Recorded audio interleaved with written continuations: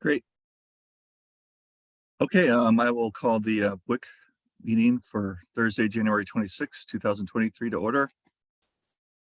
We'll start off with introductions as part of our our meeting protocol.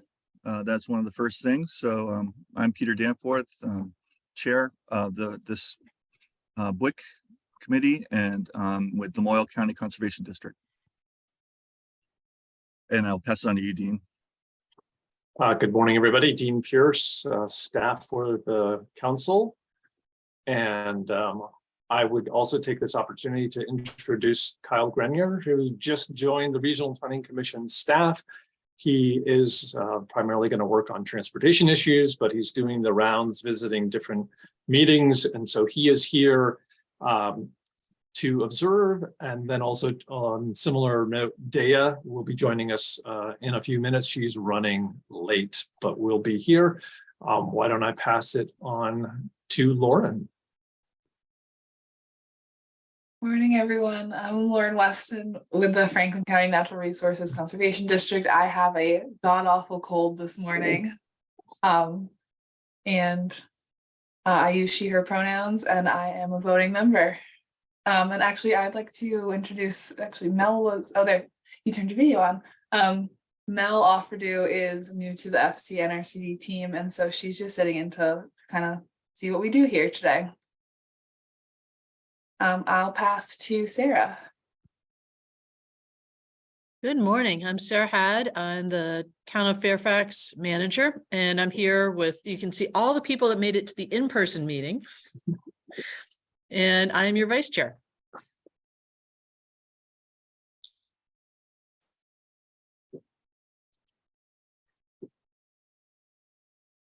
I was supposed to pass it to somebody. I'll tell you. Why don't I pass it to Ken? Good morning, Ken Mink, Georgia Conservation Commission, and I'm an alternate.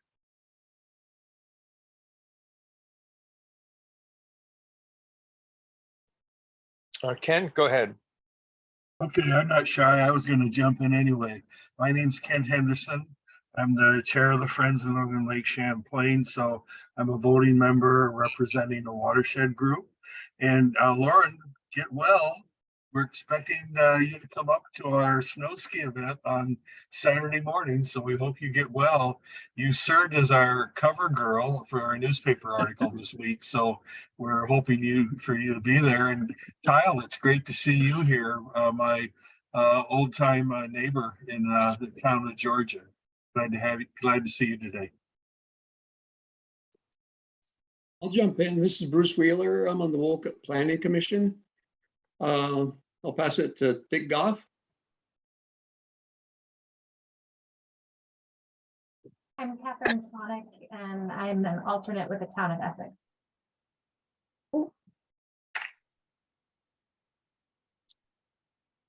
I'm Dick Goff. I'm a member of the Lamoille County Planning Commission Board of Directors, and I'm a voting member. Hi, I'm Erin DeVries. I'm the Conservation Director at Vermont River Conservancy. I use she, her pronouns, and I am also a voting member as part of the Land Conservation Organization. And I'll pass it to Bruce. Oh, Bruce, let's see who's also on the screen. Dea? Hi, good morning. This is Dea Devlin. I'm QUISP staff. Who else hasn't introduced themselves yet? I'm sorry, I was a couple minutes late. Brad?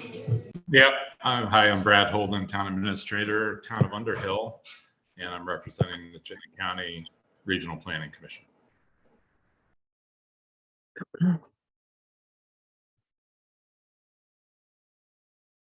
I think that might do it, Mr. Chairman. I don't think. Oh, sorry, Jed. That's all sorry, right. Jed.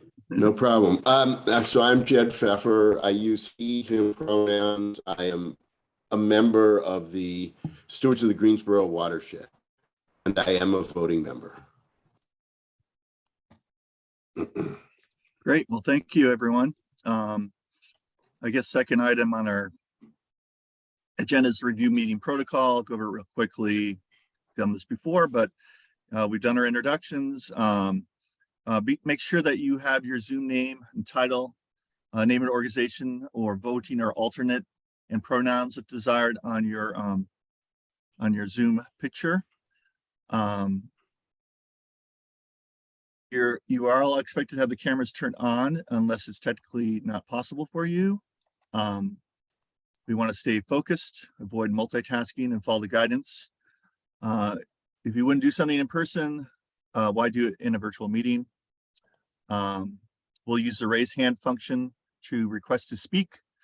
And we do want to remain on mute until such time to avoid background noise. And then any comments made in the chat will be read aloud at the appropriate time by the quiz staff in full for the public record.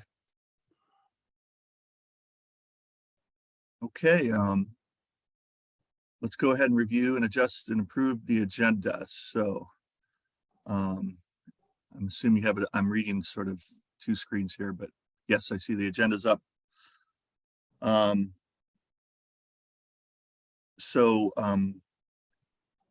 give you a moment to look at it.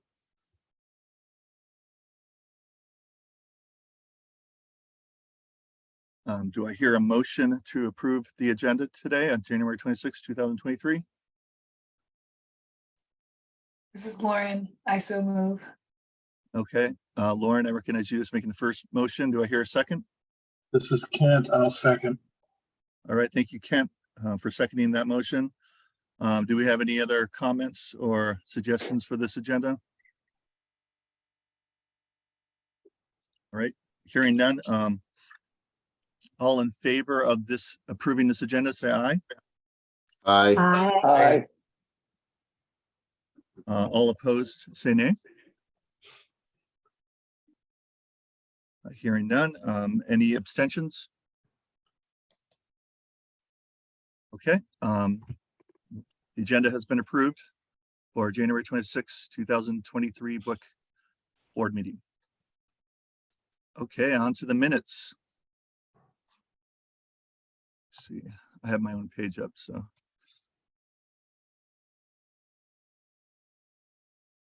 Give everyone a moment to look at the minutes.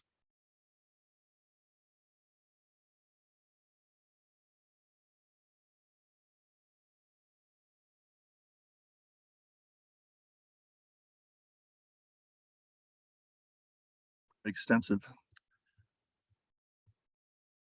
I looked at them earlier, so I have no problems. Do I hear a motion to accept the minutes for our last meeting? I move to approve the minutes. Who was that? I'm sorry. That was Dick Goff, Richard Goff. Okay. Thank you, Dick, for making the first motion to approve the minutes. Do I hear a second? I'll second the motion, Jed. Okay, recognize Jed is seconding the motion. Do we have any more comments or discussion regarding the minutes at this point? All right, hearing none. All in favor of approving the minutes, say aye. Aye. Aye. All opposed, say nay. Okay, hearing none. Any abstentions? Brad Holden, abstain. Right, recognizing Brad Holden. You were not here at the last meeting, correct? That's correct. Cy was filling in for me. All right, well, the ayes have it. The minutes have been approved. Okay. The next item. Public comments. Is there anyone from the public here? I don't think, or yes, there is, I believe, that would like to comment.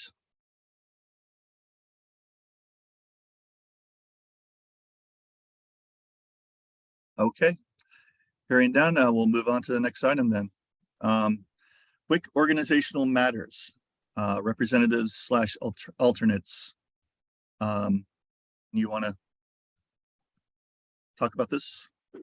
Yes, I'm happy to jump in, Mr. Chair. There's nothing to do under this item at this meeting. It's usually included as a placeholder in case it's needed. And I'd had some exchange with Megan earlier this week about the possibility of something occurring, but that is not the case today. Okay. All right, great. So then we'll move on to item number 7.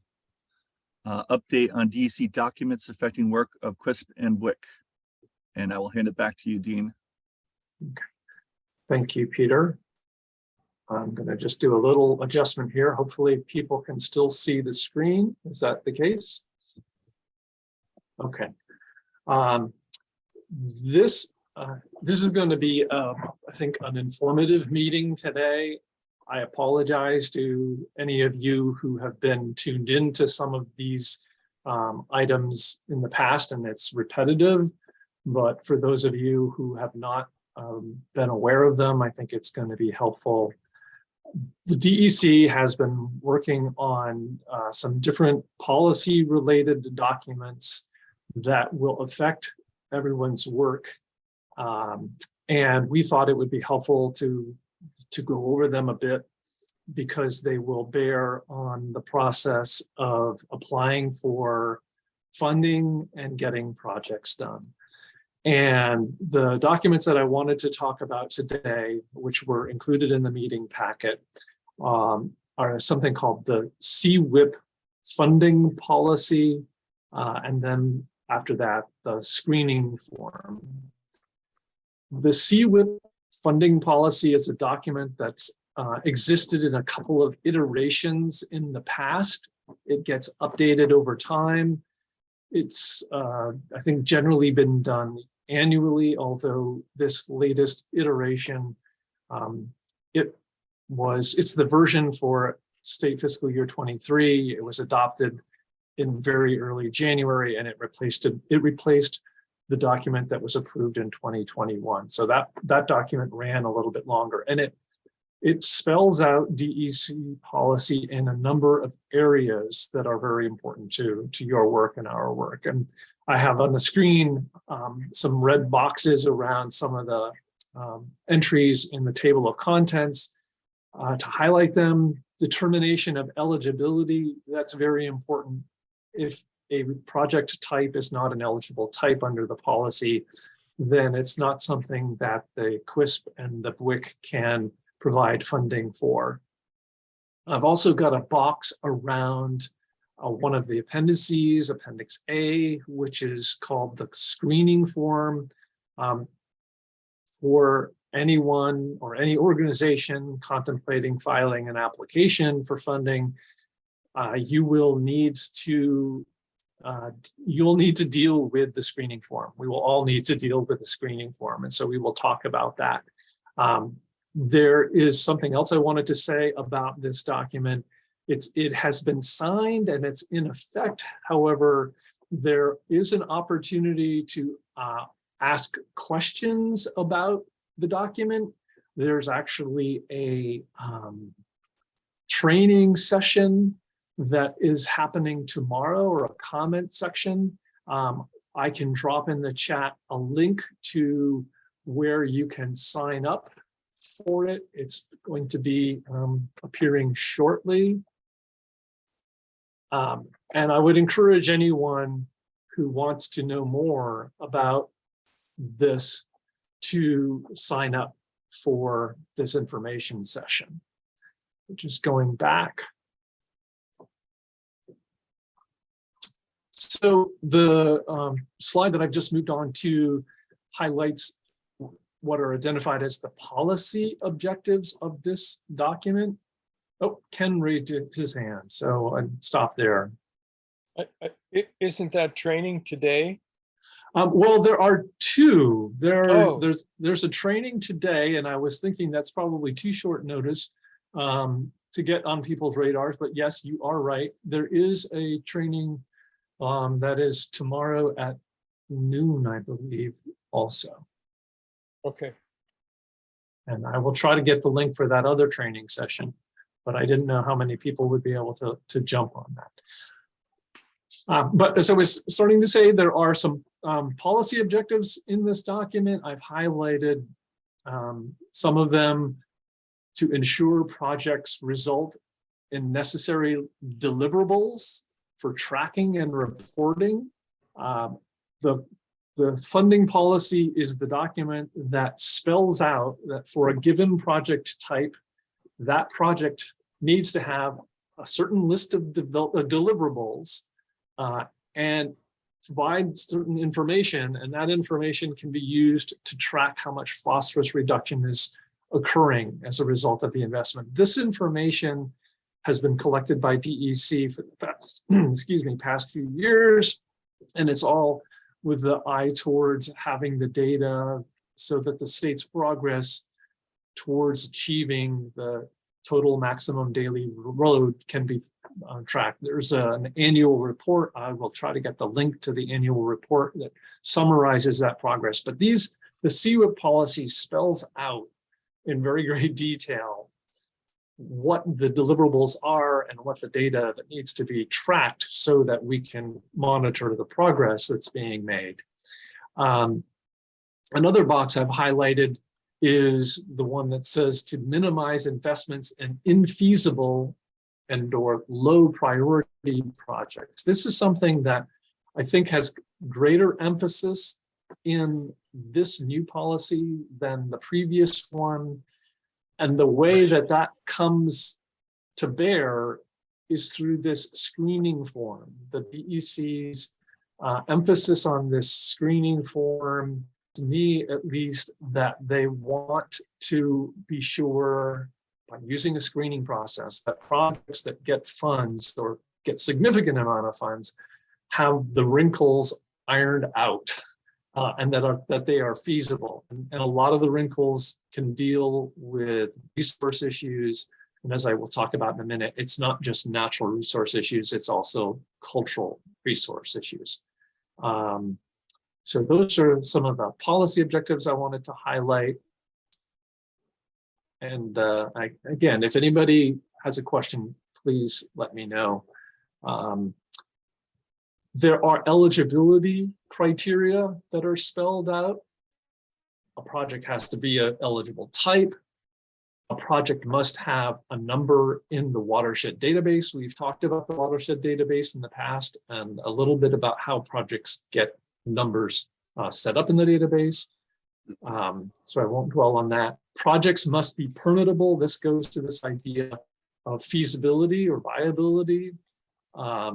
There needs to be commitment on the part of the landowner to allow the project to be maintained, and there has to be commitment on the part of someone, and it'll depend on the project who that someone is, but someone must be committing to maintaining that project.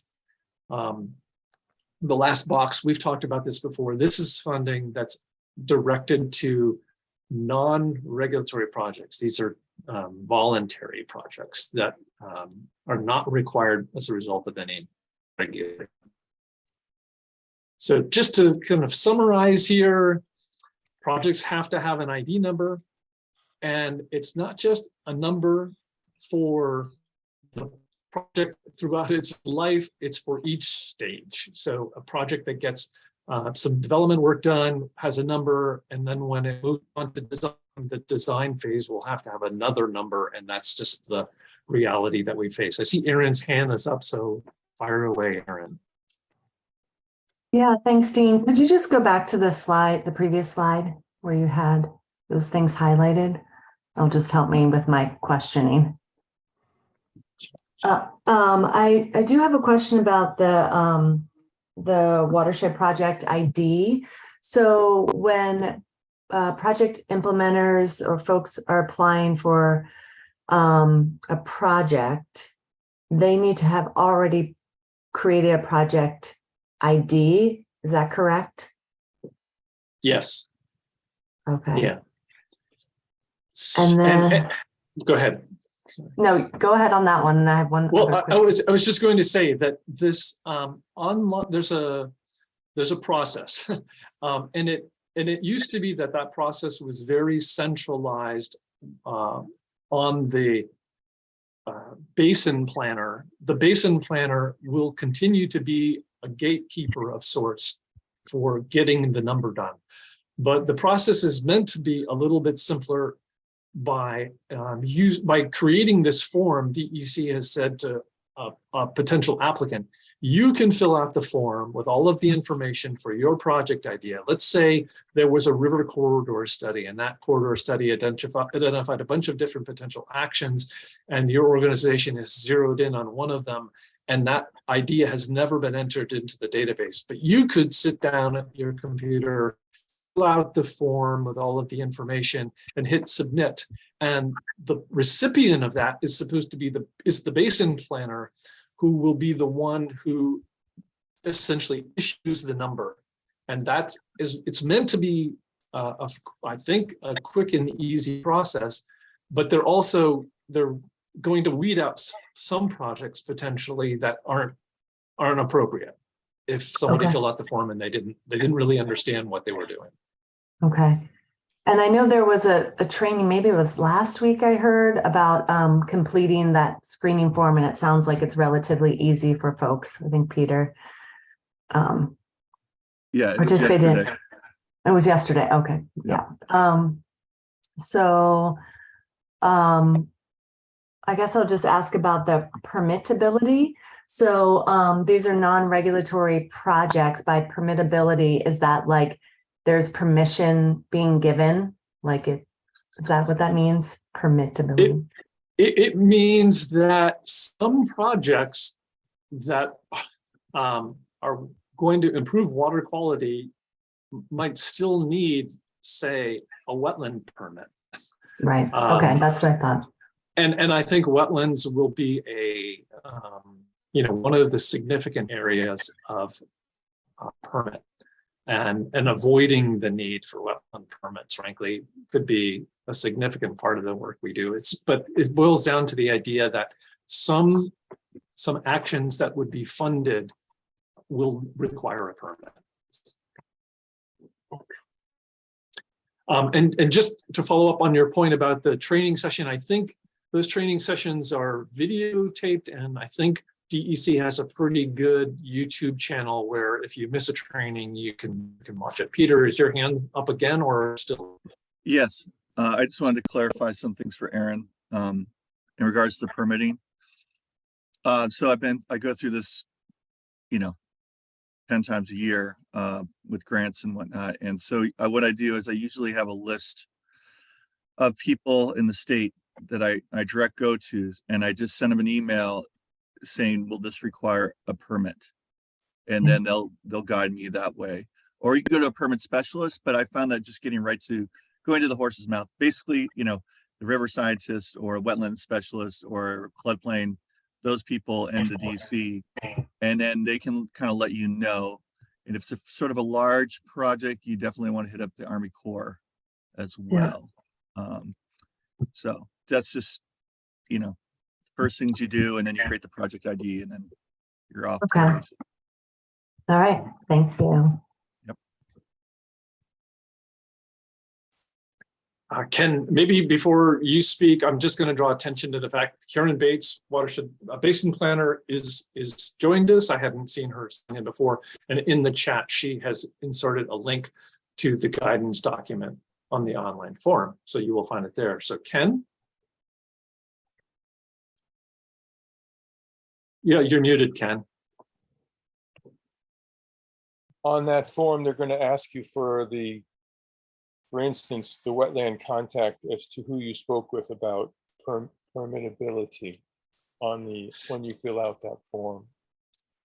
Yeah, so another way of answering Aaron's question might have been for me to say, also be paying attention when we get to the screening form, because that's where a lot of this will become clear, or will become clearer, because that's information is there.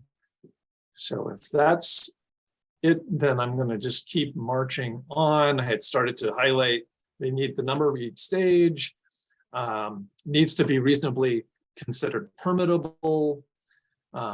We need to include screening forms in applications.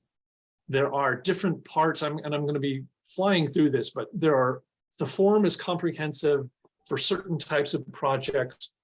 Those projects won't have to fill out every portion, but I'm just saying that the simpler projects need a subset of the items in the form, but we're going to be using the form generally. When someone gets funding, this is what the policy of the state of Vermont is, and it's no surprise that when you're getting funding under these programs, you're agreeing, whoever's receiving the funds is agreeing to adhere to the policy and DEC terms and conditions. That kind of goes without saying. There are both contracts and sub-grants, and first, maybe this is too much in the weeds, but there are some differences between the two.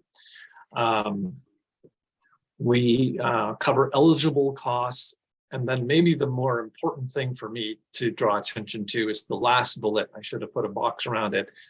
There's more attention, quite a bit more attention being given in this latest round to historic resources. The historic preservation review is a feature of the policy that people need to be aware of. I'm going to march on. I've talked about this in the past. Karen's here. It's not meant as an attack on her or anything, but it is a system that will have one person providing the numbers or setting them, turning the green light on, so to speak. And the screening form asks a lot. And some people could see it as a burden, but I don't think that there's really any way around the fact that this is a part of life under this program that we will need to contend with. I'm going to talk a little. Oh, Peter. I just wanted to say that almost all of our, if you're doing a block grant or any grant right now, has the same screening process. So you're going to find the burden no matter where you go, whether it's enhancement grants or this. So it's sort of the name of the game at this point. Yeah, there's no easy alternate path that everyone would flee to. Hi, Karen.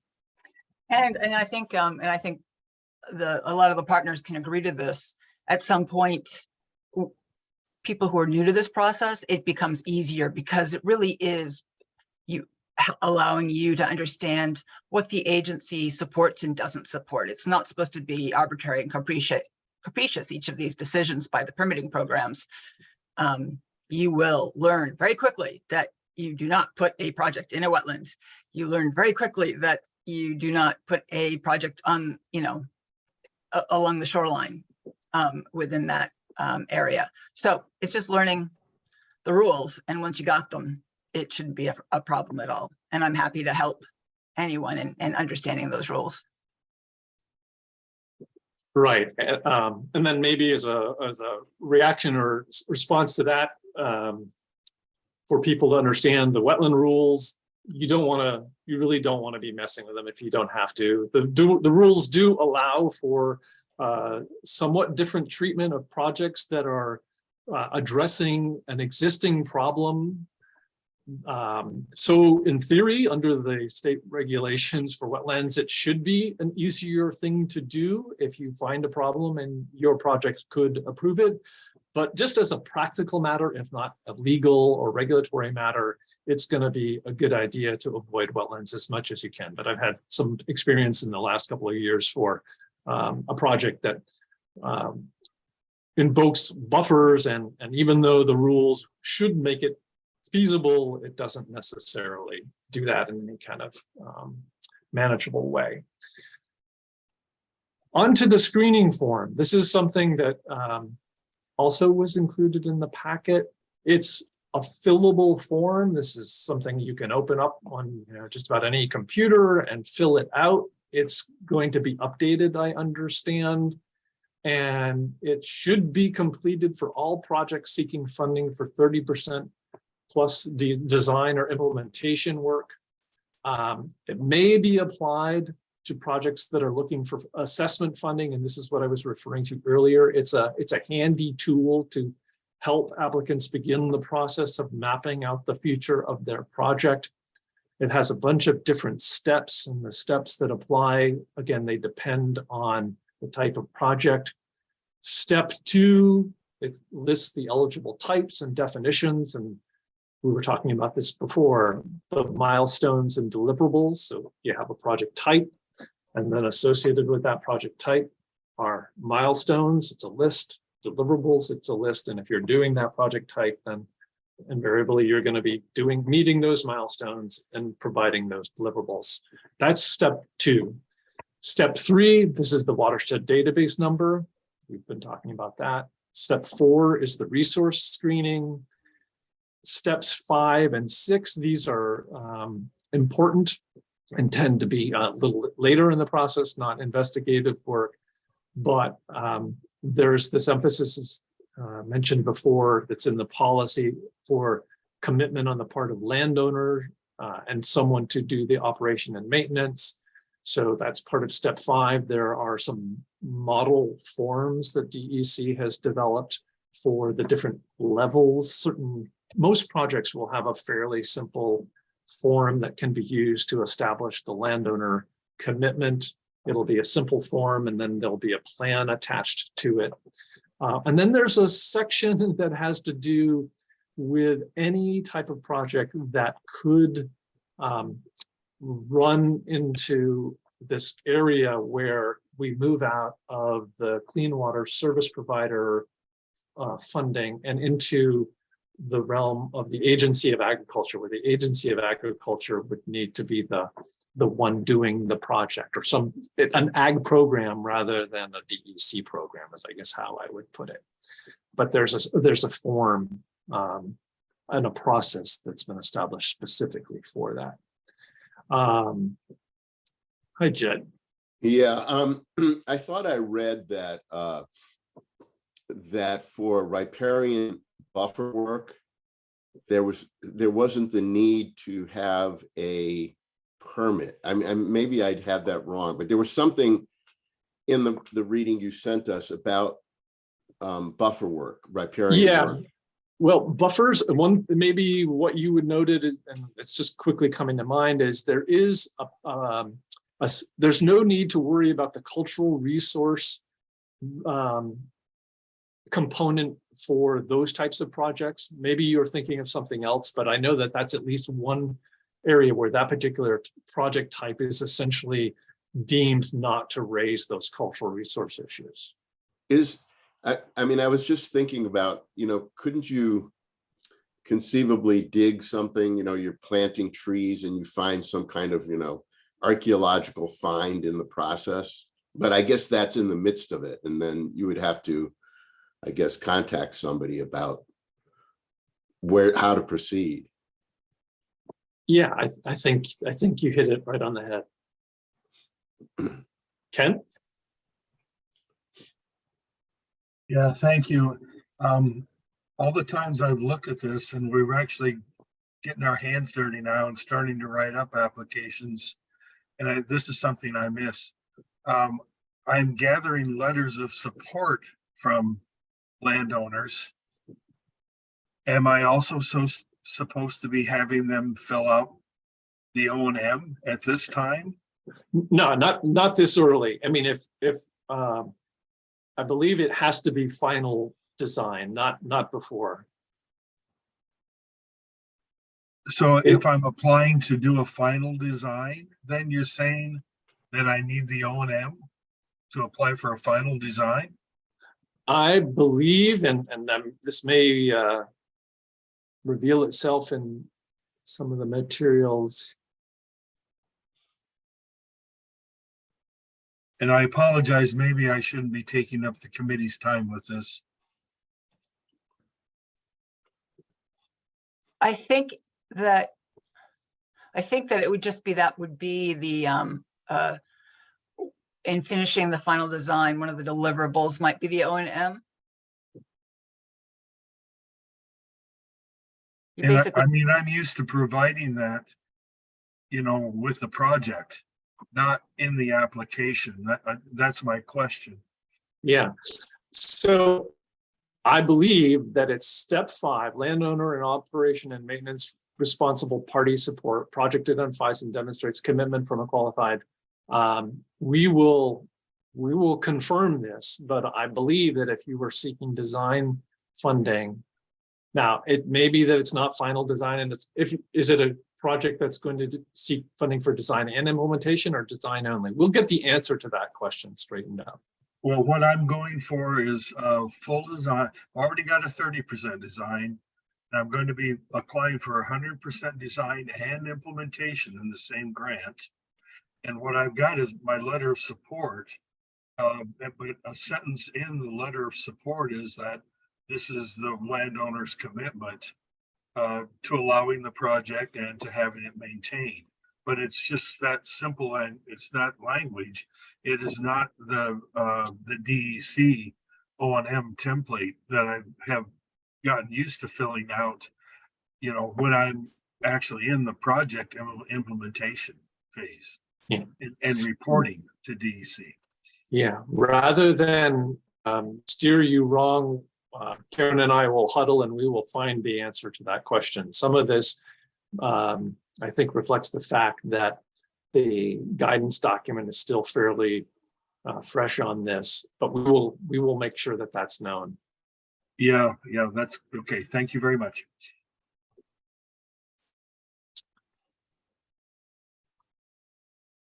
So if there aren't any other questions, this is where we've been talking about the policy, that the policy is going to drive the application process. The screening form is going to drive the application process. The prioritization system will take the information that's supplied as part of the application process and be used by the CWSP to give the council an initial ranking of projects, and then the CWSP will be conducting a final prioritization. We've talked about prioritization a bit in the past. I will say this: the CWSP is forging ahead. We are very keen on opening the gate for projects, and we've started that with the Missisquoi. We issued the call for projects on Monday, and I'm going to be talking in a minute about what the timing for the Lamoille Basin would be. We feel we've got good understanding of the information that we would need to and ask for someone to have a viable application. So no one's going to need to be approached to provide, or we hope no one will have to be approached to provide more information. We can do a fair comparison. But there will be a system that we use to come up with a prioritization. And we feel as a CWSP that it's going to work. We feel it's complete enough and that we will present it to you. And we're thinking that it can function effectively as it is, or maybe with some limited changes, but we don't expect that'll happen. If the BWQ would like to endorse it, that would be good. But we're feeling that we can move ahead, and that the important thing is to get a first round out for consideration, and that the system can be updated as needed based on our experience. So that's an overview. We've shown a slide similar to this in the past.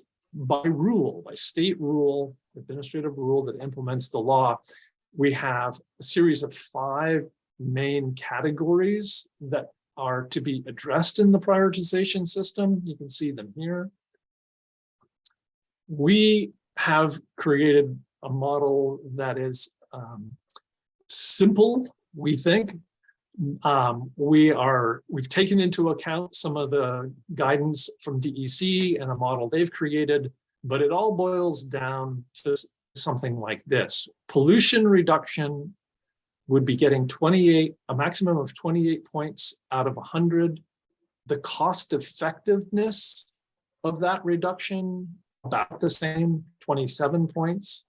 Design life, 15. Operation and maintenance, 5. conformance with the basin plan 10, and co-benefits 15. And I'm just going to spend a minute more elaborating on some of these. Pollution reduction is a measurement of phosphorus. Projects that are seeking funding in this new world will have phosphorus calculations done using the so-called interim phosphorus calculator. So we've had some experience and exposure to that. There are videos online.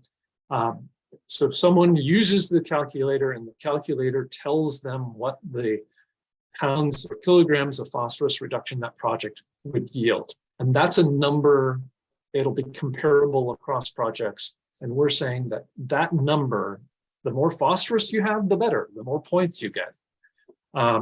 Cost effectiveness is where you take the phosphorus reduction amount and you adjust it by the dollars that you spend. So if you spend a lot of money to reduce an amount of phosphorus, its cost effectiveness is less than spending half of that amount of money. But in total, altogether, the absolute phosphorus reduction and the cost effectiveness of the phosphorus amounts to a little less than 60% of the score. Design life, basically the premise is the longer the life is of a project, the more points it would get. Operations and maintenance, this is the reverse. It's the less it costs per kilogram, the better.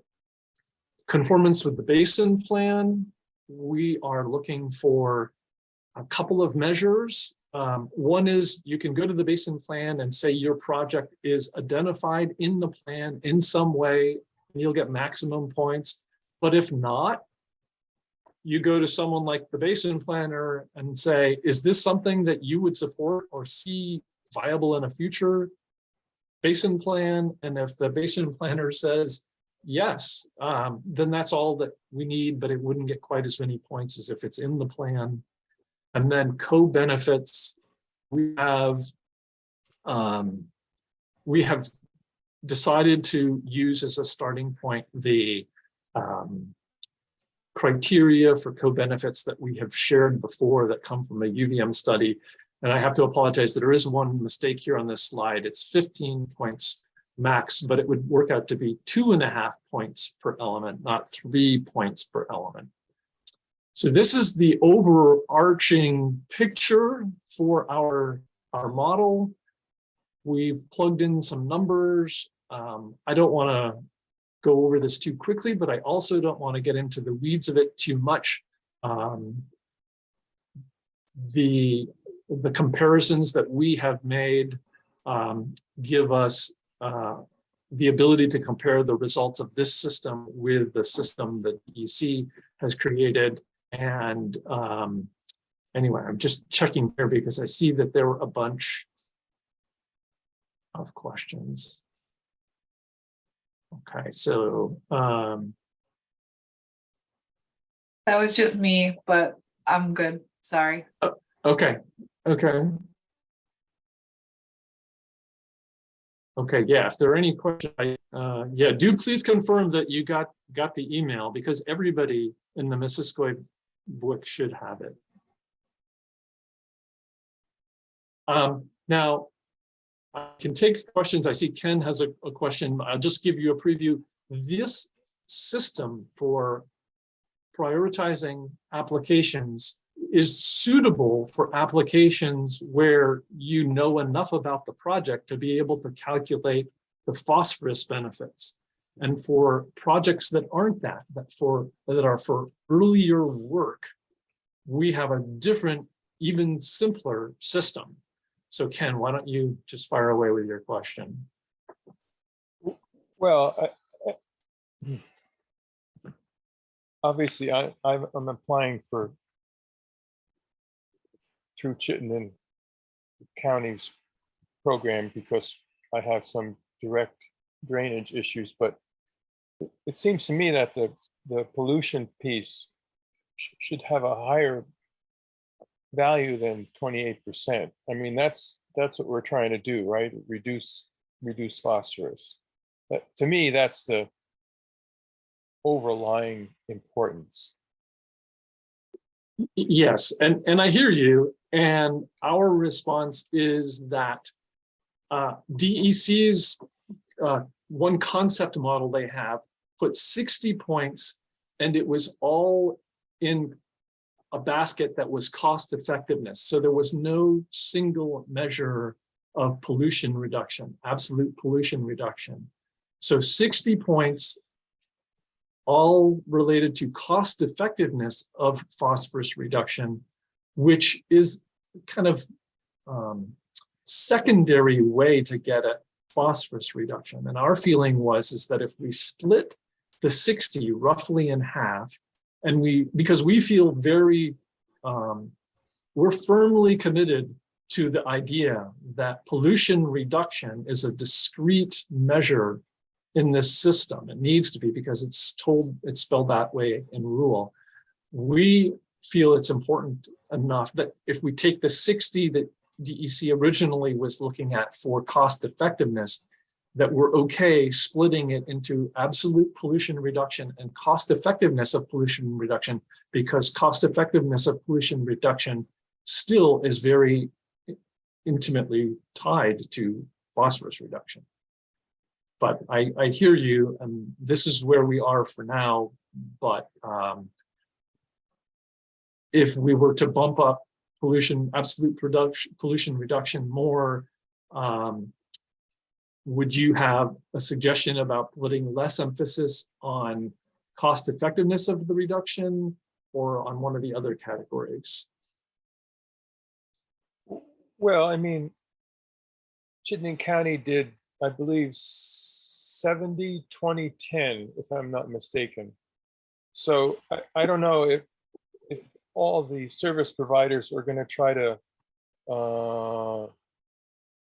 come into alignment with each other, Dean, or if each service provider is going to kind of do their own thing. Well, the regional organizations, basin organizations, if there was going to be a single system, then I think we would have been told there needs to be a single system, and we haven't been told that. We were told that this example model wasn't in any way prescriptive. And it may well be that the basins evolve to a single system, but for now, they're different scores. They're different scores is the short of it. But I didn't have a phone and I couldn't understand. Lauren and Peter, I think. On your birthday special. I just wanted to ask about the cost of O&M having a weight here, and I think we decided in the Mrs. Square to not give it any weight. I'm just curious about that. Well, our understanding of that there were people like Jim Pease who were making a pretty strong case for at least some consideration of O&M, and so we made that adjustment, and we're proposing it be the case here that it wouldn't be set to 0. We're setting the maximum of 5 points because we still feel like it's a very squishy area, but we're going to start to wade into it by giving it a maximum of 5 points. So then my follow-up question is cost effectiveness. What cost are we using for Lamoille? Is it the implementation cost? Is the implementation and O&M cost? Is it the design and implementation and O&M cost? Yeah, so what we're looking at doing is having the initial calculation be based on the cost effectiveness of what the phase. However, we are also asking for the total information. We are going to start this process by looking at cost effectiveness of the phase, because that will at least give us the chance to make apples to apples comparisons of similar types of projects.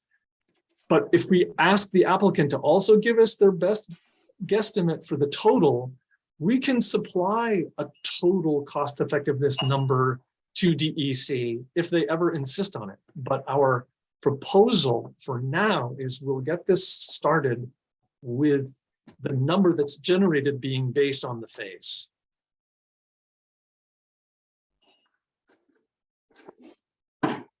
Peter?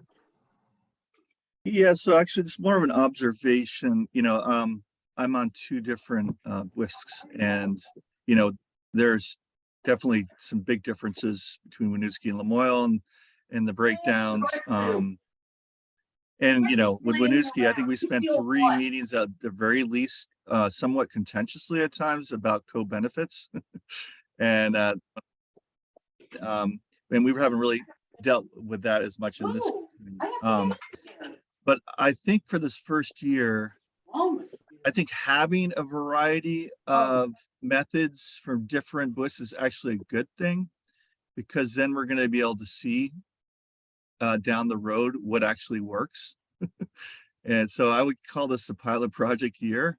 And considering the amount of money isn't as great as it's going to be in the forthcoming years, this is where I guess the mistakes could be made to some degree. Hopefully not big ones.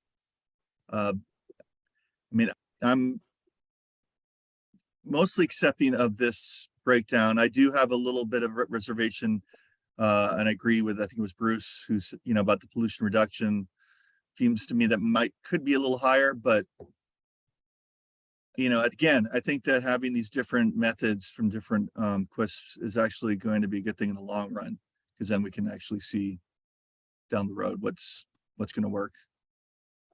I don't know. Does that make sense? Thanks, Peter. Aaron? Yeah, thanks, Peter, for that.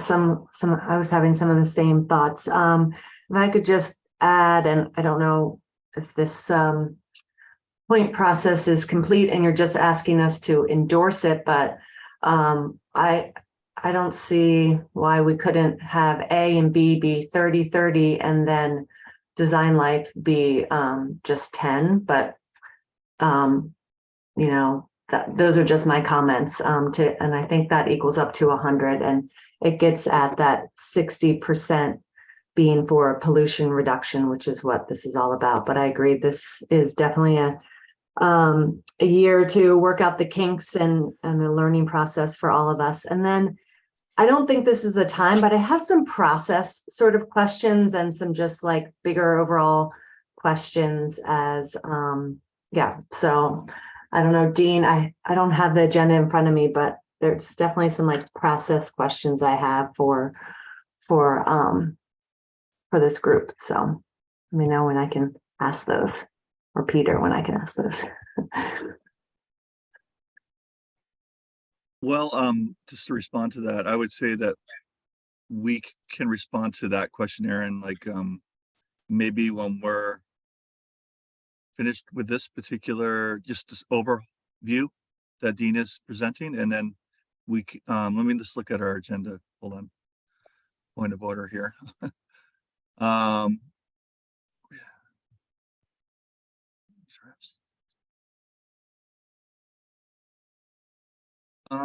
don't know. What do you think? Any opinions? Do you want to like hold that section of project sharing, which I don't think we have a project, do we, today? No, there won't, and I wasn't expecting there to be anything other than perhaps someone volunteering for next time, because I don't know that we'll have time for anything beyond that. Okay, Aaron, do you think that's a good time to bring up the That's great. processing question, and we can modify the agenda now for that particular reason? Does that need it? Is that actionable, or can we just? I'm not sure how to go from here. Peter, would you take a motion to Yes. amend the agenda? I so Yes. moved to amend the agenda to discuss process instead of presentation or project sharing. All right, I recognize Sarah as making a motion to accept process as a question, and line, whatever it was, line 11. Yeah. Do I hear a second? I'll I second it. Okay, Kent, Jed, seconded and thirded for making the process line 11. Jed had Any his hand up.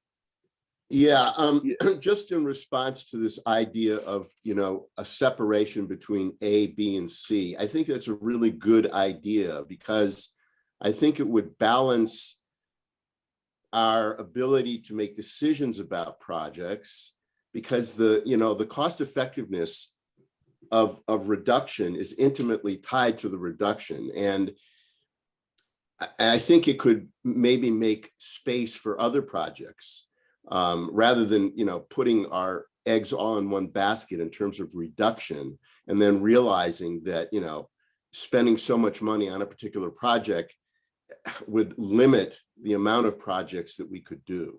And then the design life, I think, is extremely important. Now, whether you can get a realistic projection of that or not is, I guess remains to be seen. But again, it's, intimately tied to the reduction itself. So to me, I think it's a very balanced approach. I don't think I would place any more emphasis on any one of those three areas. And certainly, the other three, have much less percentage and, but still are important. And I think, things like co-benefits is really important because it's not just about reducing pollution. It's about the kinds of derivative results that come from a particular project. So I think it's a great way of dividing it, actually, and I don't think it should be monkeyed with myself. So anyway. Mr. Chair, Sarah has made the request to call the question for the motion. Yes, I was going to return to that point of order. So yes, I would like to, we've heard two motions to make process number 11 on the agenda, and all in favor, say aye. Aye. Aye. All opposed, say nay. Okay, hearing none. Any abstentions? I doubt that even matters, but maybe it does. Okay, the ayes have it. Processing will be line 11 of the agenda. So if I can take the reins back. Yep, go ahead, Dean. Okay, so just a couple of quick observations. Firstly, that I think the idea of a change in columns A, B, and C to something like 30, 30, and 10 is in the realm of very reasonable if this is something that this council felt strongly about. And then the second point was having to do with co-benefits. I appreciate that the Winooski Basin has had some pretty intense discussions of co-benefits. I've been following them from afar. Our view is that the meaty discussion of co-benefits is something that the councils can and should have when the initially prioritized list is given to them, but there's not much benefit to spending months of meetings crafting the prioritization of co-benefits when it's only an initial take when the QUISP develops the priority, and it's the final authority of the council to deal with it. And we think that that's where the meaty discussions should take place. So they take place in front of the council when there are projects that are close to the edge competing for funds, and you can have a really good discussion about the merits of one versus another. So that's that. If I may, I was going to, I've talked about this before. I would like to just do a little bit of comparison between this model. We've seen this score. I mentioned how the DEC cost effectiveness, they use 60, they put other criteria 12, optional 8, co-benefits, they made 20. We don't need to dwell on this. I'd like to just move on to the next.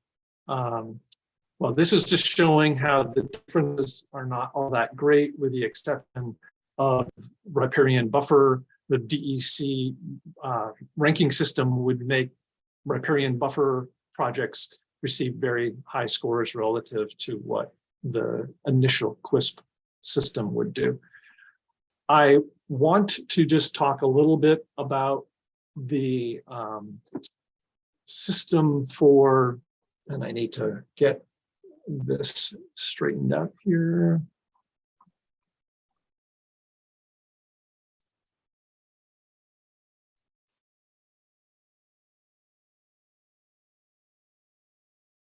The system for prioritizing projects that are early stage projects.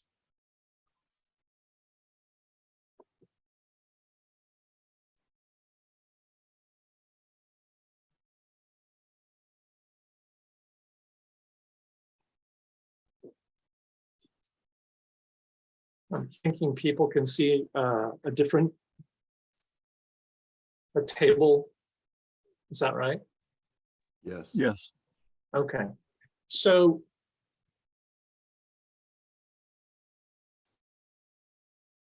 the color scheme is meant to just try to make it possible to compare some of these across the rule, the system for prioritizing projects that are refined well enough for us to be able to estimate their phosphorus reduction, and then the early stage investigative work.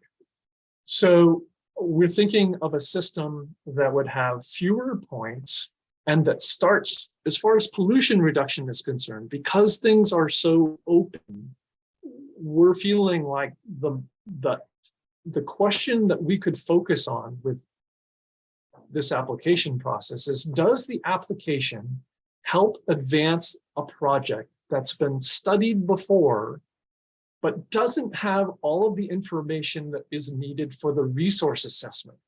And our thinking is that if some work has been done and we think there's a viable project, but there's the need to establish its viability in terms of resource issues, that would get a lot of weight.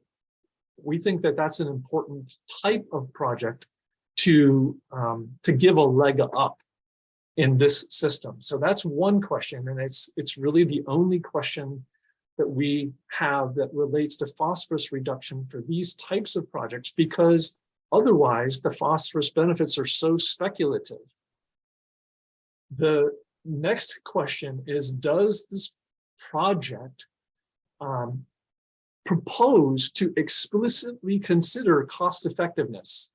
You know, we want the applicants in the future and going forward, and I think DEC would want applicants to be thinking about understanding the importance of cost effectiveness, because this is a program that's built on this idea.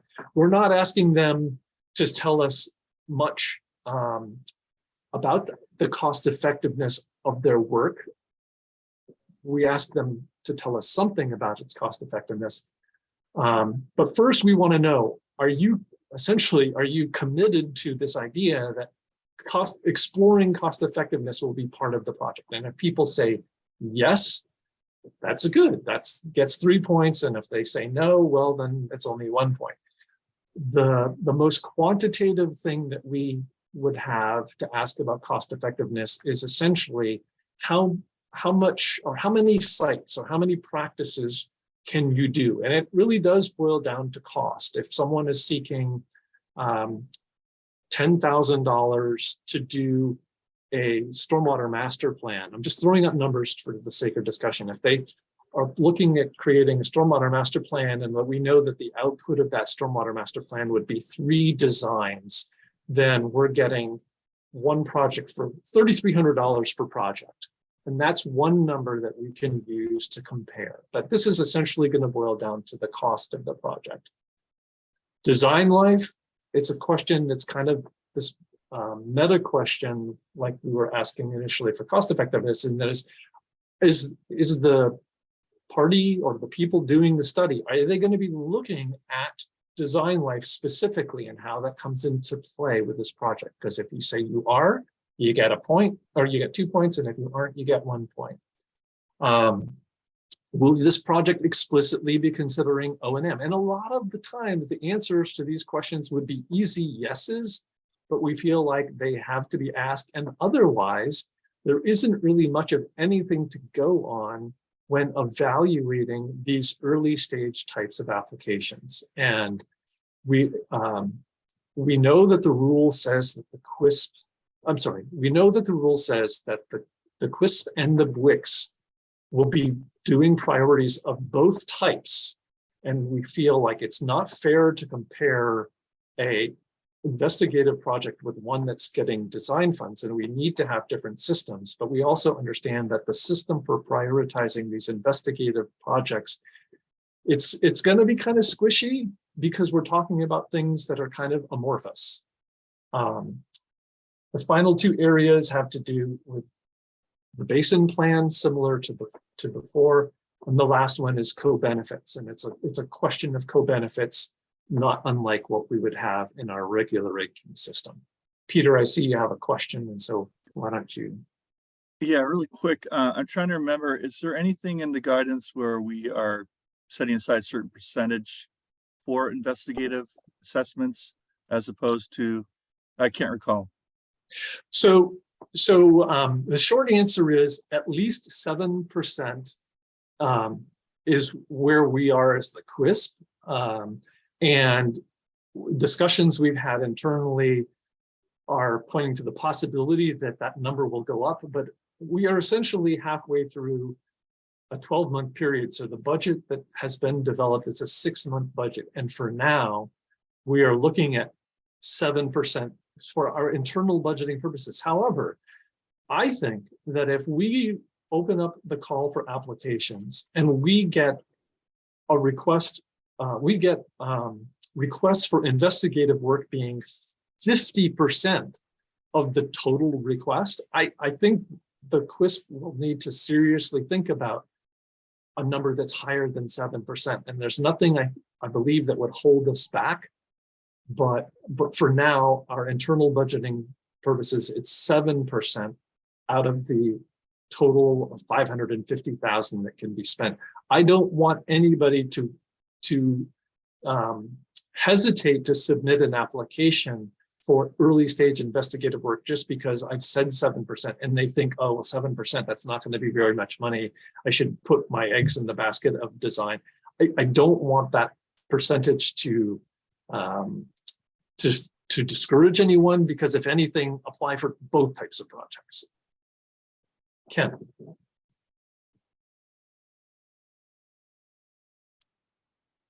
Oh, you're muted. You're muted. Sorry, just a comment about construction costs. I'm just finding that firms are very reluctant to float that number until the final design has been completed. I'm done. Yeah. I mean, one thing I will say is that in the application form, and maybe the thing to do is to flip over to the online form so people can see it, what we're looking for. We appreciate that those numbers will be ranges in most cases. I guess touting what I think is a better approach. We're also saying to an applicant, you need a budget. You need a budget for your application. When your project is selected, if it gets selected, before a contract would be written to allow you to go forward, there will need to be a competitive selection then. But we as a CWSP are saying, you don't need to do a competitive selection before you even apply. And as you know from attending the Chittenden County meetings, their strategy is to ask applicants to not hold them to it, but to encourage them strongly. And I don't think that that's really, I think that's making it even more work for an applicant to apply. And we want them to apply with as few holdups as possible. But we understand that going to consultants or going to someone to come up with a number for your budget is going to be work. It's going to be work for you. It's going to be work for the consultant. And in the case of something that's for construction, you're going to have to find a reasonable way to produce an estimate. Now, I'll also say is the DEC has done quite a bit of work trying to generalize the costs of different types of projects. That's based on a database of projects, I believe, that goes through 2020.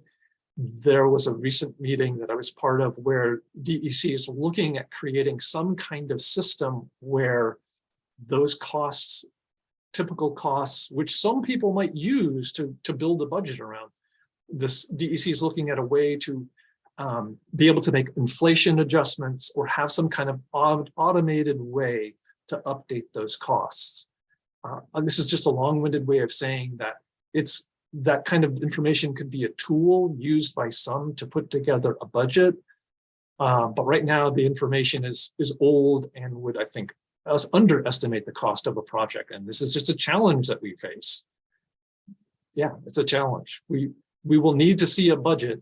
And in the case of something for implementation, that budget's going to have to address the costs. And what we will possibly see are situations where someone asks for an amount and then they end up needing more money. And this council and the CWSP will have a conversation about, well, what are we going to do in those situations? Will there be a certain amount above the requested amount that could be done without further consideration, or will everything have to come back, or will it come back to the council when it exceeds a certain amount? And this is conversations for later. We want to get the ball rolling. We don't want those conversations to hold up the issuance of the call for projects.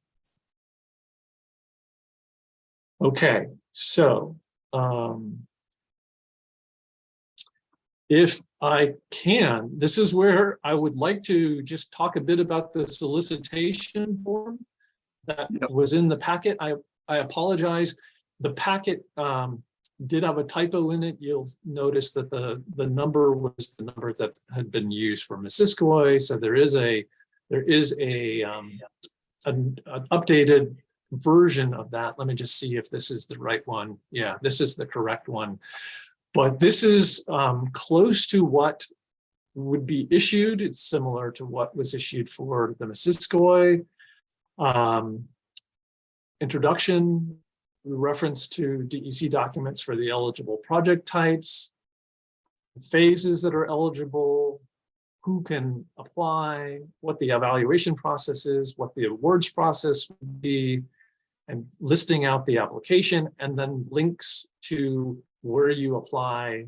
And that will be an online form that I can show momentarily. And then we will try to update the Regional Planning Commission's website as is needed and as more information becomes available to help people.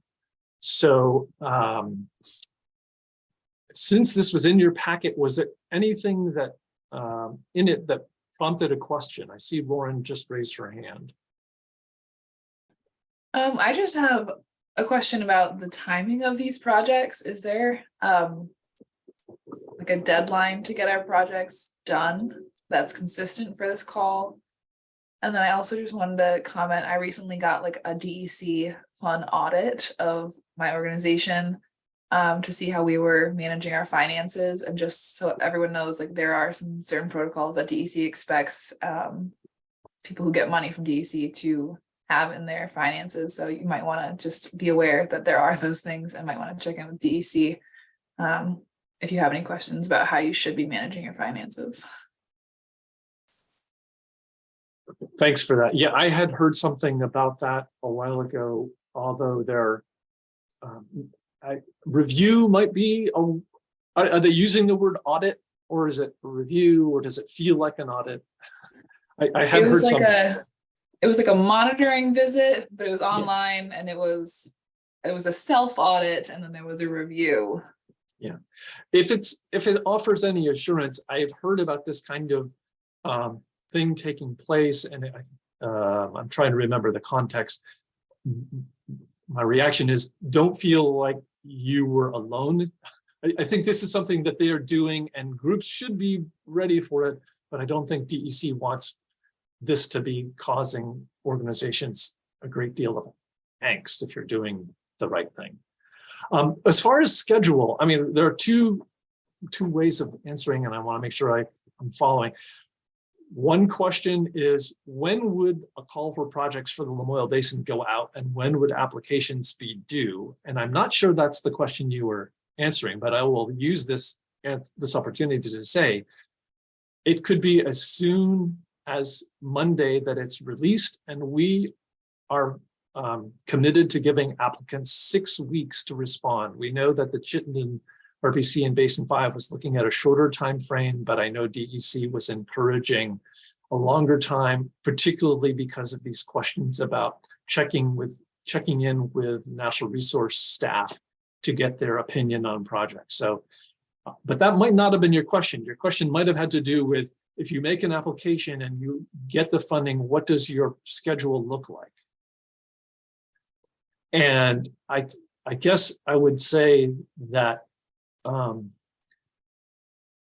not aware of a cap on the time period. So, I mean, are you imagining that there could be a project that would take 3 years or a very long time? I guess like in past block grant rounds, it's been like, oh, you have to be done in March of 2023 with this project. And I was just wondering if that was still, if that was true for these types of things.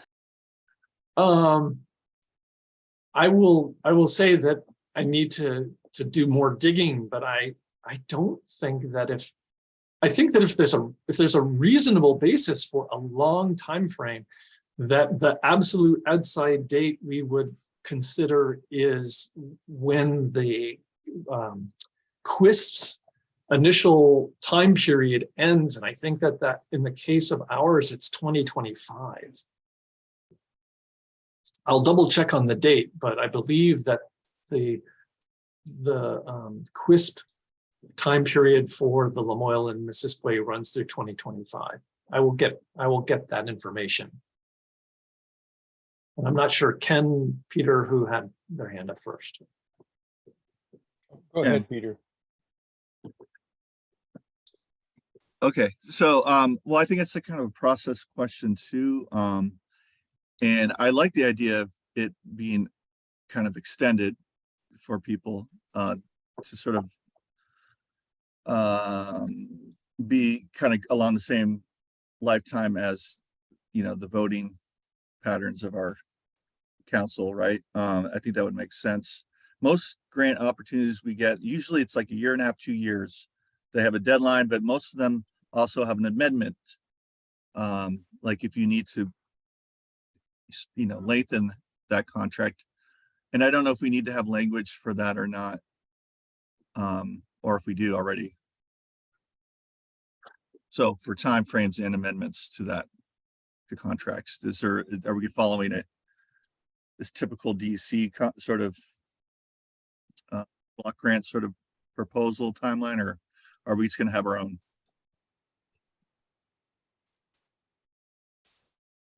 The timeline I'm thinking initially is driven by the project, but as we get closer to the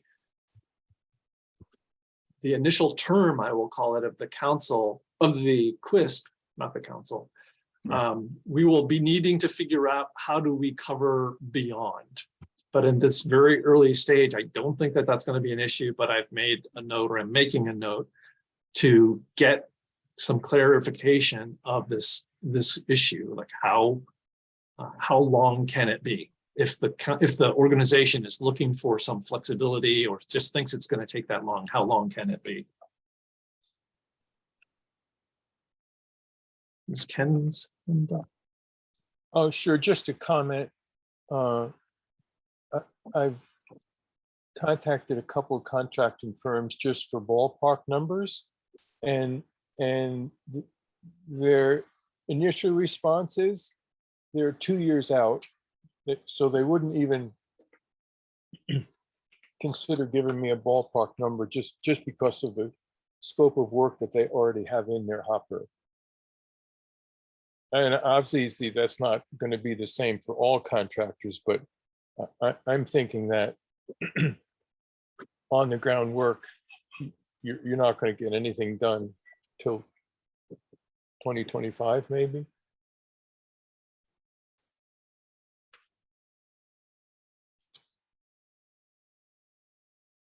Okay, I'm not sure if anybody else has a reaction to that. I will say that we're We are wrapping up the process of pre-qualification of contractors, as well as the pre-qualification of the partner organizations. The response from businesses that do construction work was not as great as we had hoped, but I think we have 3 or 4 firms that do construction that are pursuing pre-qualification so that they could be considered to do this work. And I think they are doing it with an eye towards addressing work more quickly and not in 2 years. But I appreciate your point. I'm not trying to rebut it, but I'm just mentioning that as something else that's going on. And I hadn't brought up the pre-qualification process in a while. Does anybody else have any questions? Because if not, then what I was going to do is show people the application, what the form looks like. This is going to be done online. This is putting your information into the Regional Planning Commission's data platform, which is called Smartsheet. There will be, I wanted to just say, we're looking at I got the wrong. So we're looking at having a frequently asked questions document posted online. We haven't scheduled them yet, but they will be announced and they'll be on the website. Periods of office hours, basically times where people can sign up to ask questions. And then any other ideas that people have to address the need for giving assistance to applicants who have questions about this new system. I just wanted to do that as a quick aside. Lauren, I see your hands up. If you're sharing your screen, to me, it's showing up as like a straight line. I don't know if it's showing up like that to anybody else too. Yeah, it's not showing up great. Okay, let me reset. Okay, thanks. That was it. Yeah.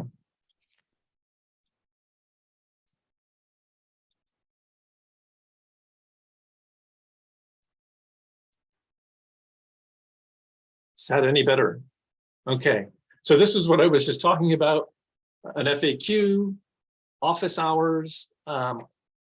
It's something that I would like to do at least a couple for each basin. It may not be all that important depending on our final timing, that if you're in Lamoille, but you go to a session that's timed for the Missisquoi, I'm not quite sure of that, but the idea is to have the ability to sign up and have one-on-one time with someone to answer questions. And if there are other ideas people had, please share them. The application form itself, I was starting to say it'll be taking your information and putting it into the Regional Planning Commission system. You provide your name, your organization, your email, phone number, basic stuff, your description of the project. And if the project, and it will need to be in the database. So it's already got a description there. We want you to confirm the basic eligibility because that's required under the policy. We want you to tell us the type. So you choose from the list what the project type is. You give us the ID number. You give us the latitude and longitude. This is kind of a pesky requirement or ask. You can copy the latitude and longitude from the project database to simplify things. This is where I'm going to spend a moment, and I realize I've been talking a lot at you lately, but hopefully this will prove worthwhile. So we want you to tell us initially, what's the cost of the phase?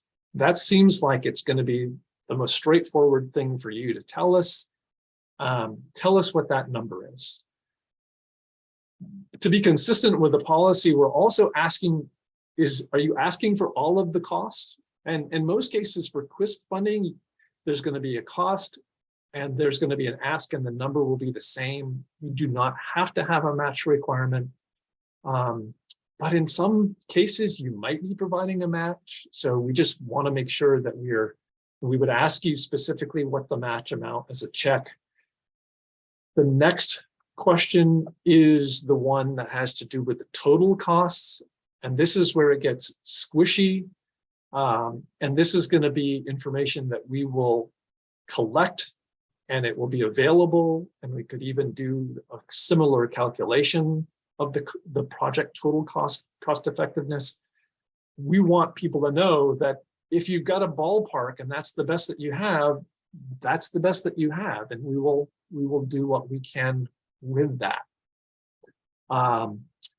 We ask you to tell us the phase here, because what follows are different questions depending on the project type. So if you're doing investigative work, if it's an assessment or an ID or development type project, then the questions that you have to fill out are different. If you are doing another type of project, you have a set of questions that lead with phosphorus reduction, because this is an important part of the assessment for those types of projects. And I'm going to work through this.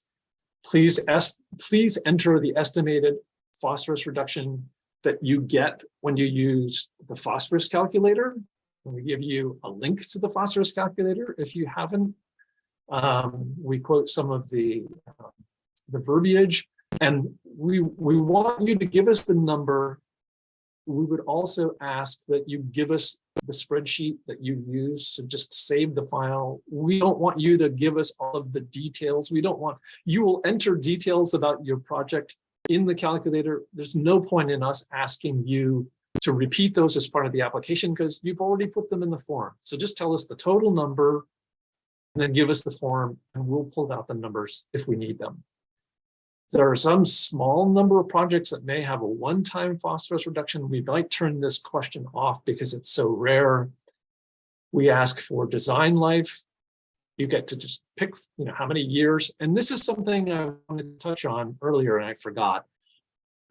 The question of the design life for a project is going to be much more standardized than maybe some people realize. There are standard design lives that are associated with different project types. It's something that the new O&M manual addresses. But if this is something that you have questions or concerns about, let's talk offline. But design life of a project, assuming regular maintenance, is not something that is like new territory. People have done this kind of work before. Yeah, Ken. You're muted. The presentation that Claire presented, I think it was last week at the Chittenden County, 15 years is the maximum number as far as I can understand, Dean. Yes, but DEC's model and approach is using 15 years. They do that to standardize. We're recognizing that there are some projects that may have longer lives. Some projects may be perpetual, and we can do some crunching behind the scenes. But yes, in the vast majority of projects, it will be 15 years or 8 years or 5 years. It'll be some other number, but we're not discounting the possibility that the number is greater, because in some cases it will be. They standardize on 15 because it's a way that they make their comparisons of O&M costs comparable. And we can do that with the data that you provide. So we ask about design life. We ask about the estimated O&M cost. What is that number? What is it per year? We're asking for it. And then we're asking for conformance with the tactical basin plan. If it's in the plan, 10 points. If it's not in the plan, or if the watershed planner says, yeah, this is something that could end up, you get half of those. Yeah, Ken. You're muted again. A comment on design life. The longer the design life, the lower your cost is going to be. So just as a comment, when you're using that formula, if you put the design life out to 30 years, your cost is going to be less. Right, it has to be a real design, it has to be a real design life, and in most cases, it won't exceed 15 years. We understand. Yeah.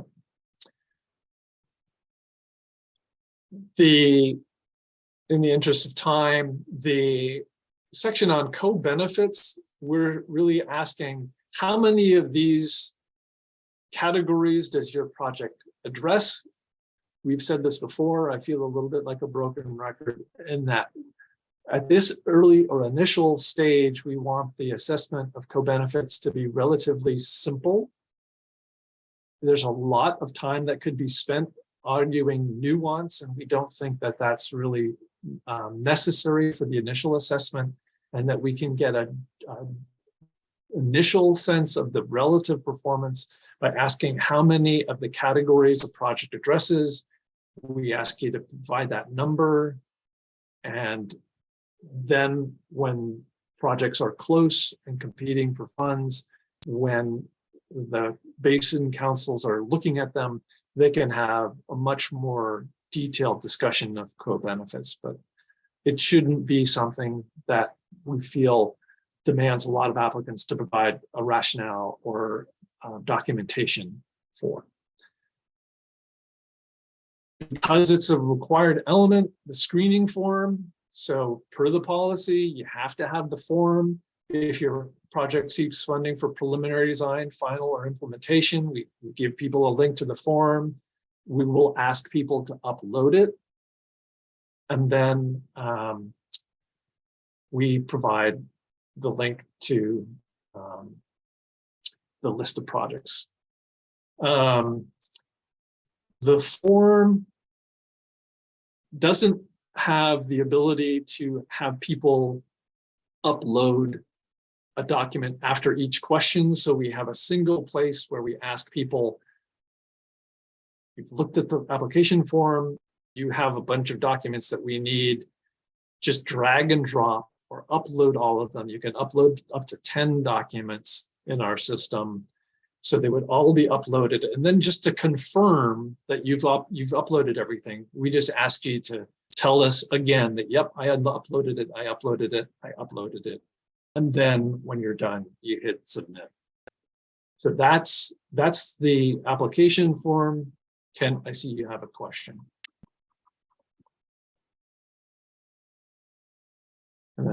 Sorry, no, my mouse was balky. I noticed that in the landowner support that it is calling for that O&M on this form. And I didn't realize that I had to have that signed just to make an application. Well, like I said, we will confirm that that's something that, and I think what you're saying is, if I'm hearing you right, that you have a letter, but it might not be the form. You Correct. have some, right. And so this is the question that we will explore. Okay, thank you. Yeah, and I think, Dean, too, you'll find that any O&M form I've submitted has been during the course of implementation. And no earlier than that, just because you are actually going forward with a project that needs to be agreed upon. And I've often submitted it at the very end with the final report with DC. And I don't know if that was supposed to or not, but they seem to accept that. So that is definitely something you should look into. Understood. And as mentioned, frequently asked questions, office hours, the important consideration next, perhaps, is what the possible scheduling could be. Would the call for projects could be released as soon as Monday? That would put the council 1 week, this council 1 week behind the Missisquoi. We are mindful that people in the Lamoille could feel that their at some disadvantage being a week behind Mrs. Quay. We don't think that that's necessarily true, but we are sensitive to it. So it could be that the call for projects is released as soon as Monday. It could be later. If the call for projects was issued on Monday, the deadline, assuming 6 weeks like we have, would be March 13th. If we allow 1 week for processing, then it's possible that the review of a prioritized list by the council, by the BWQ, could happen at the March 23rd meeting. So this is where we're moving forward as quickly as we can. It's imperfect. We realize we can adjust, but we want to try to keep things going. So that's possible scheduling. And if you had taken a close look at the version of the document, you could have seen in very light type, those were some of the dates that were being considered. Are there any questions that people have about what I have been talking about the last several minutes?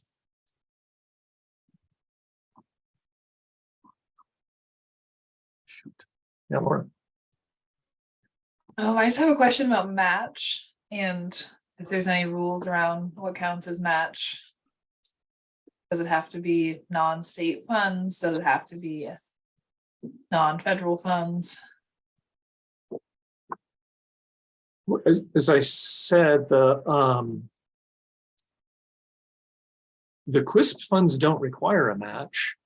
And if you are using, I guess maybe what you're saying is that you've got a project budget that shows some value that's beyond the amount that you're seeking funds for. Is that right? Just like, yeah, if we wanted to show that we were doing match. Or should we just not do that? Yeah, I'm not sure I would see much point in doing it.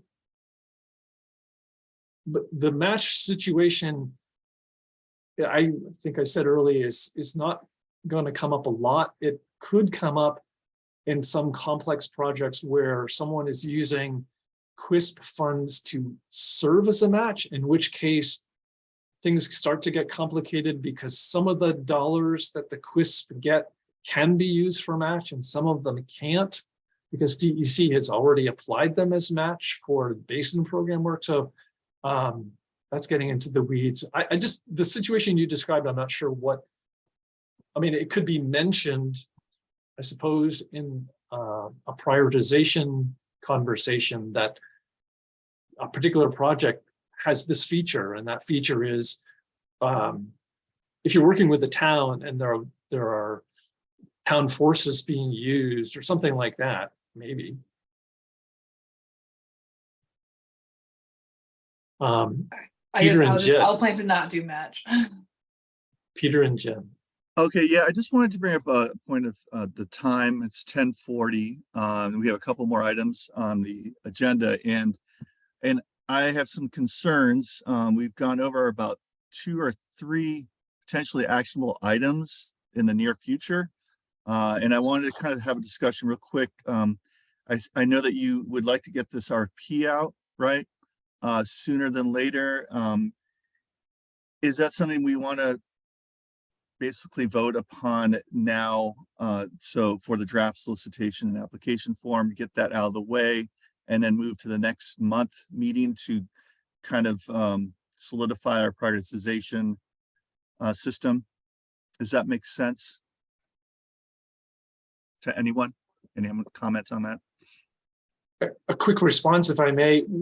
This group has been meeting every other month at this point, not every month. So you would need to schedule a special meeting if you want to do one in time. Because as we are right now, the prioritization would occur, less than a week before your meeting. So we couldn't do it without a special meeting, is all I'm saying. Which is possible. Well, I think for the point of getting this out, I would imagine maybe a special meeting would be appropriate and gives people at least some time to go over all these items you just discussed with us, and because 2 months is pretty far away.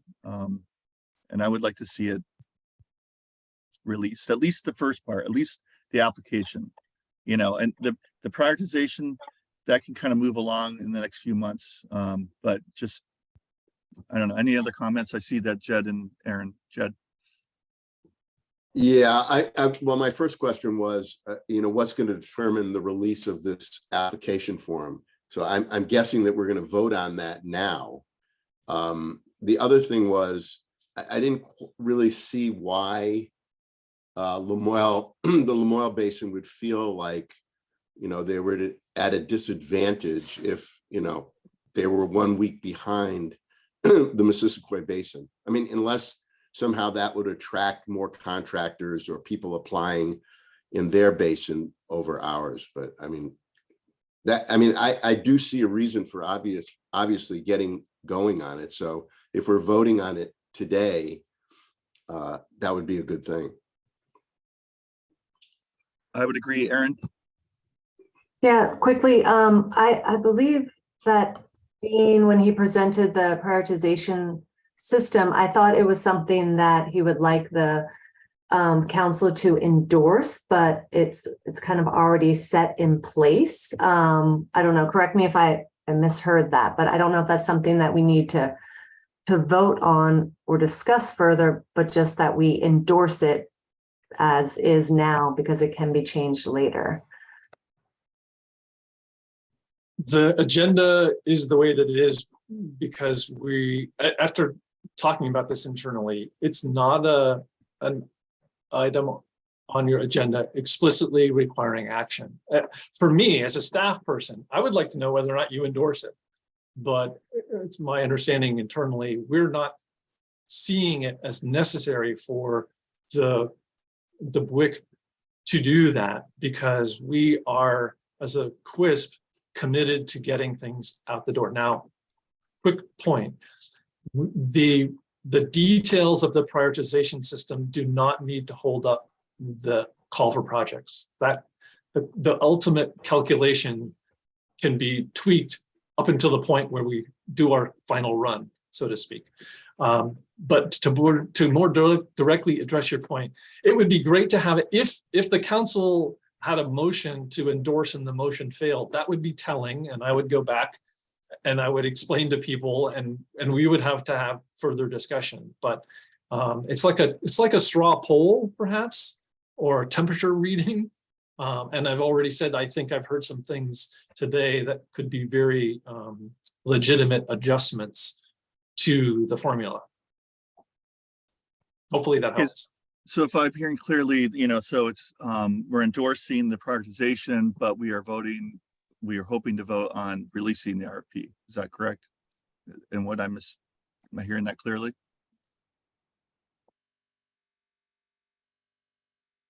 Dick?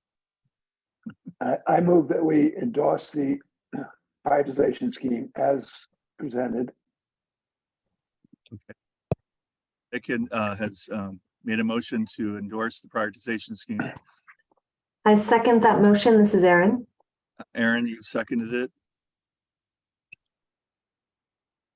I guess that solidifies that. So I guess all in favor of endorsing the prioritization scheme, say aye.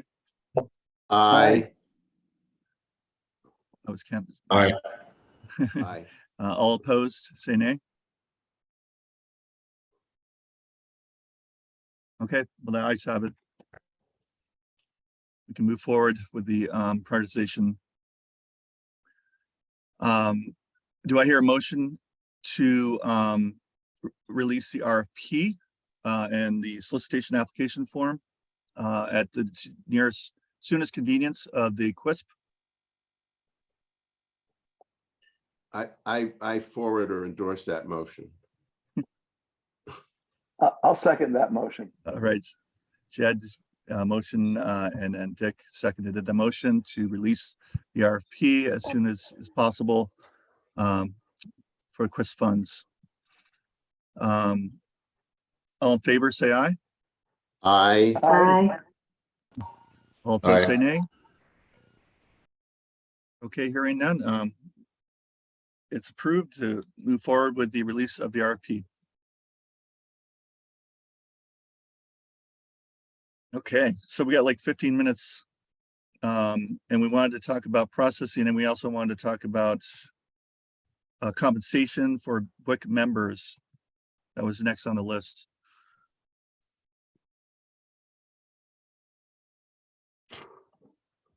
This should not take too long. This is an item that's on the agenda because it was mentioned at the last meeting as something that we need to firm up, and I can report that it has been firmed up. The Regional Planning Commission has established a policy for compensation and a mechanism.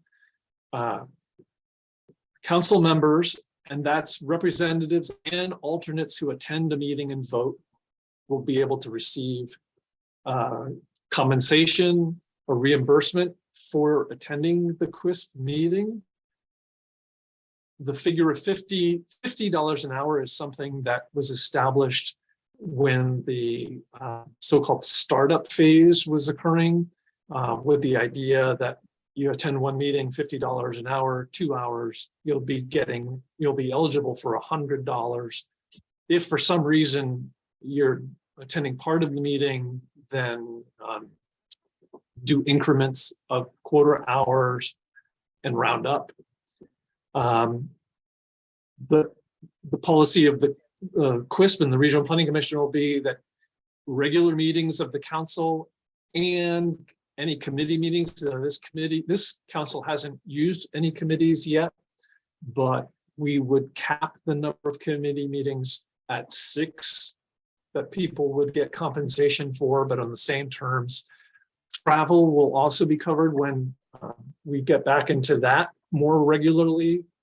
And we would ask that people submit requests on a quarterly basis using a form. The people in our organization who deal with these kinds of things more regularly than I do pointed out, just remind folks that when they reach a reportable amount, there will be a 1099 that's generated. There's no requirement that people seek the reimbursement, but they can. Now, I'm just going to show quickly, and I see that Lauren has her hand up. I'm just going to quickly show this.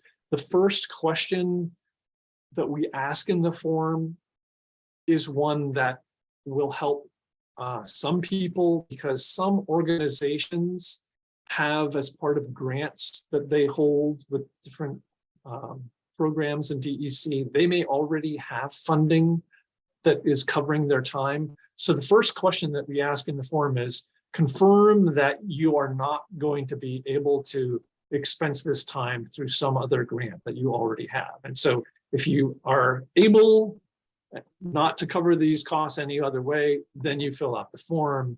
The date, we are going to have people report their time for each day. So you have a day, you have your name, you put in the basin. So we just keep that straight because some of you are involved with the basin. Put in your time, and if you're traveling, how many miles. Now, we have been saying to council members for too long, I can't tell you what the system is, but please keep track of your time. We are accounting for that fact that you may have attended a meeting 6 months ago and you'd like to get the funding for it. There wasn't any travel. So if for some reason you did travel, we're just applying the right travel rate to it. And then when you've got all the information in, you verify it, and then you hit submit. And then we would process those. Lauren, you have a question. Yeah, just with the other page you had, it says members and alternates who vote. And so I just want to confirm it's not for alternates who attend, it's for alternates who are in the place of their voting member. Yeah, and for now, that's the policy that's been established. It may be that in time it becomes, but for now, it is if the person attends and they are called upon to vote, right? And that would justify their being there for the whole time, but that's, it's a step further Anyway, that's the policy that was crafted, and maybe it will need to evolve and it be expanded, but for now. And then I think I just missed this. Is this just for the 2 BWQs you run, or is it for all BWQs? This is Lamoille and Missisquoi, because this is something that the NRBC as the CWSP wants to do and offer this, and this is how we're doing it. I don't know anything about what the other basins are doing.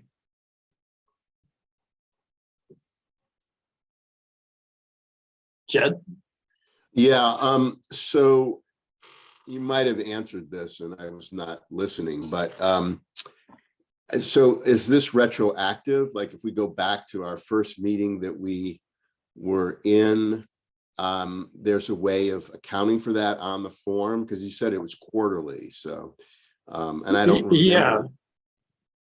Yeah, so I'm sorry, I was trying to make it clear. Yes, the aim is it is retroactive. Okay, and then do we put in, what I understood was that these checks are going to be sent to the organization we represent, not to us personally. Is that correct? We're looking at it being directed to the individual, and this is where if there is somebody who is for an individual who works for an organization, and that organization has a contract where the contract says, oh, we will cover the time, then that person wouldn't submit a request. Right. No, I understand that. I was just wondering, my impression was that, because when I was talking to Lynn Muno, she said, well, there's no way that you could be compensated unless you're representing, a nonprofit that, has the capacity of accepting funds. So that's why I thought, Yeah, it may not come across that way, but our hope is to be generous. This is a concept that organizations like the Regional Planning Commission are wrestling with and dealing with as part of discussions of inclusion. And the day may come when more and more organizations they provide compensation for people who may be representing underrepresented groups, provide funding so that they can participate. So we're not thinking that the only way someone can get paid is if their organization receives it. So I'm not sure I'm on the same wavelength as Lynn. If you are attending the meetings and you're doing this work, we're providing the compensation. Okay, thank you.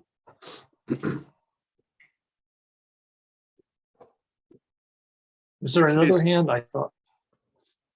Well, I think Erin had her hand up, and then of course it is 10:55, and I'm wondering if that's enough time to even broach the subject she wants to broach, or if we want to table it for the next meeting. Erin, I would like to hear a comment from you on that before I can go further. Yeah, thanks, Peter. I guess I wrote out all my questions, and there's actually 5 of them about process, but let me just quickly look at the most important ones. Okay, I do have 2 important ones. Can I ask them now? I believe so, unless, the compensation question, I believe that's an endorsement. We're not having to vote upon that, or am I incorrect again and naive as a chairperson? No, we just want people to know, because I understood people wanted to know, hey, when are we gonna, if I'm eligible, when might I get a check? How would I do that? This is to signal that it's imminent, and you'll get a link, and you would be asked to fill out the form, and you'd get a check. All right, so go ahead, Erin, then, for sure. Okay, so quickly, I think this is an amazing feat and undertaking. I find it super interesting that the Lake Champlain basins have created unique systems for criteria scoring, a prioritization process, and everything. But I feel like me, as someone who may be a potential project implementer and being on 3 councils, I am still very confused as to where I can go to find all of the information. So my very first question is is all of this, the tools like the interim phosphorus calculator, policies, guidance documents in one centralized location. And is that on the Clean Water IP website? Is it through QUISPs, where we can find the status of these groups, meaning the QUISPs and the councils, and where they're at in their solicitation process? Because I sit on 3 of them, and it's very confusing, like getting so many emails. So that's a really big question. If we don't have that, I don't know if Karen's still on the line. Why don't we have that? We should have that. You know, the second kind of sub question to that is like, has the CWIP or QUISP polled projects implementers to get a feel for how prepared they are to submit an application? If that application is solicited or put out there next Monday, you know, how do project implementers feel? Are they prepared to submit all this information? And then the final question is, do contractors have to have submitted pre-qualifications to do the work? What if a contractor missed the pre-qualification? Can they not participate in a project? I could write those all out. I don't know, like the meeting rules and all that sort of stuff. I know we're running short on time, but Peter, I can give a 1-minute response and it help. Yep. Yes, please. I don't think there's a centralized website. It's a great idea. And even if Karen doesn't mention it, I will mention it to some people. Have applicants been pulled? No, but there was serious consideration given to doing a survey several months ago, but it was panned a little bit in different, and anyway, long story short is we didn't go ahead with it, but it had been considered. And the feeling has been ultimately that without the poll, we won't have any idea, but another way of getting at it is to just open the doors. And part of us benefit of a survey is provide information. If we had done it, yes, people might have had some heads up. Do contractors need to be pre-qualified? It will not preclude someone from being considered. It will just mean that they can propose. It will need to be a competitive selection. They might have a little bit more of a learning curve and more things to do than someone who's already been pre-qualified. Okay, understood. Thank you. And I just added the website for at least all things projects, if that makes sense. So there should be everything in there. And then above, I provided the, I looked for the answer about the O&M, that it needs to be drafted for the final design. And then a letter. So you don't need the completed O&M. You probably need a completed O&M. I didn't look. When you go into project implementation, it'd be nice. We really need to know the landowners on track. And if there are any changes then to the O&M, yeah, you might have to revise it, but there'll be no surprises. Jed? Yeah, this is a question about not going back. Just that form for the application for the $50 per hour. Where do I find that? I'm going to send out a follow-up email like I do for meetings, and in that email there will be a link to the form that will allow you to submit the request. Okay, great. Thank you, Dean.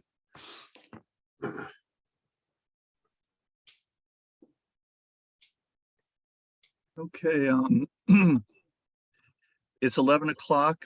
Aaron, did you want to mention any other questions? Are we good for now? No, I'm good for now. Thank you. Okay, yep. All right, do I hear a motion to adjourn the meeting? I motion to adjourn. Okay, I recognize Jed as first motion. Do I hear a second? Second. All right, recognize Kent as seconding that. All in favor of adjourning the meeting, say aye. Aye. Aye. All opposed, say nay. All right, thank you, everyone. Thank you all. Thanks. Very much Yeah. appreciated. Take Did you care. want to set Good the luck. next meeting date? Thanks. Oh, Yeah, maybe. Dean, do we have something in mind for our next meeting date? Well, there is one that's already on the schedule. As far Right. as any special meetings, that would be up to the pleasure of the group. I So think the that next- we, avoided that with our Yeah. votes, but So- unless I hear differently, yeah. Yeah, so the next meeting, as was discussed, is March 26th.